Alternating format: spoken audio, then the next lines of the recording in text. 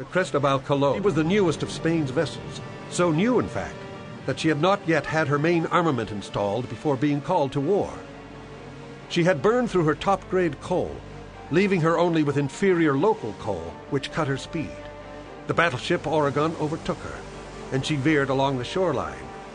Oregon fired a 33-centimeter shell, which landed in front of her, and then another, which landed just shy of the stern. Realizing there was no hope, the commander of the Colon hauled down her colors, opened her sea valves, and ran the ship aground. The sheer volume of the U.S. fleet's firepower proved enough to completely destroy the pride of Spain's navy. The Battle of Santiago was over.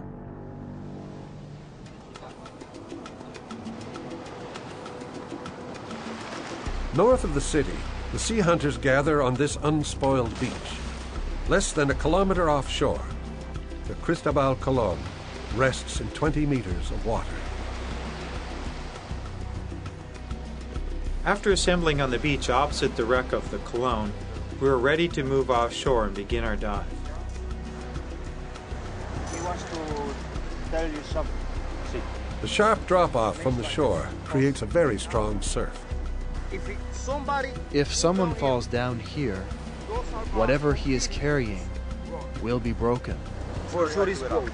Yeah. While it looked like a tranquil beach, it was in fact really very tricky.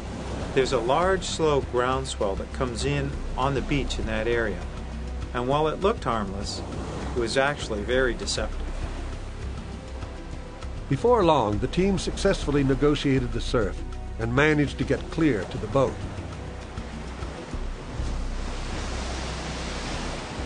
Even with experience, the two Cuban divers find the conditions challenging.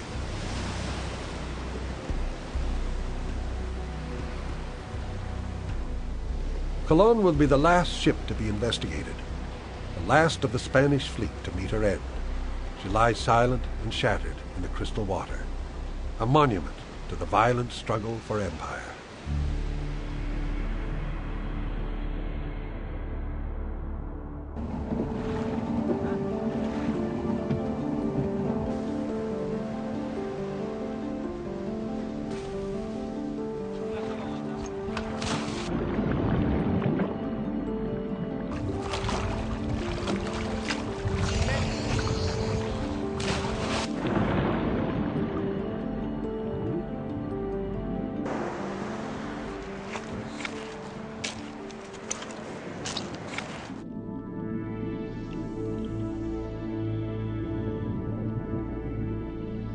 Rolling off the back of the dive boat and dropping on down to the wreck of Colon, you're struck with how big it is on the bottom, particularly as you approach that massive bow with its huge ram in front of it.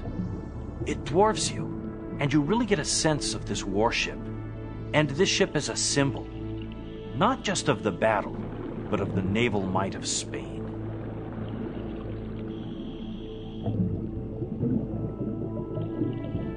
As we left the massive bow of Christobol Colon and moved across the bottom, we approached a large hole in the side of the ship.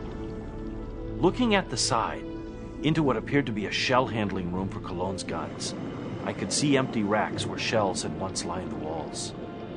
I could see equipment discarded in the silt. All evidence of the last moments when those shells had been hastily sent up the decks to fire back at the American fleet. Looking up from the hull, you could see the guns lining the side of the vessel. And as we floated past them, you could see that these 57mm guns, Colon's secondary armament, were among the only weapons that the Spaniards had that day to fire back, because Colon's main battery had never been installed in the turrets. All a reminder, as we swam along the hull, of why Cervera had written to his superiors on the eve of the fleet's departure for Cuba, noting that he and his men sailed off to a sacrifice.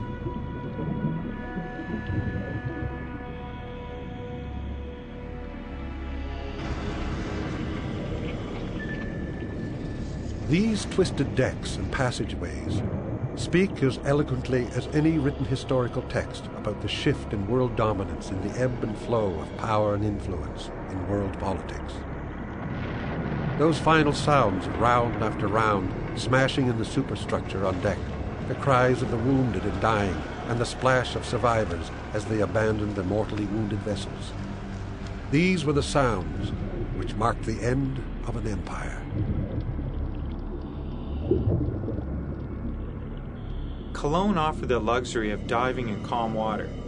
Of the 3 wrecks that we had dove on in Cuba, she was by far the deepest, and as a result, she wasn't plagued by the surge of water as the ebb and flow of the groundswell moved in and out. So much of the structure of the ship survives, allowing us to swim through one deck level after another and get down into what I call the secret world of Cologne.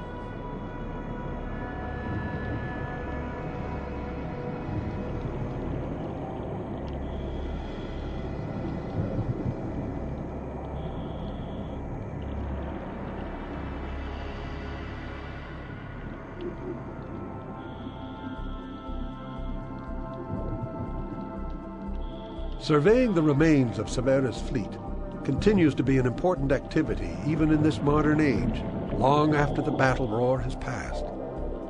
In examining these shell-ravaged hulls, we learn not only about the individual ships, but the conditions in which the crew struggled, fought, and died at a time when the world was changing dramatically, and the balance of power was shifting from the old world to the new.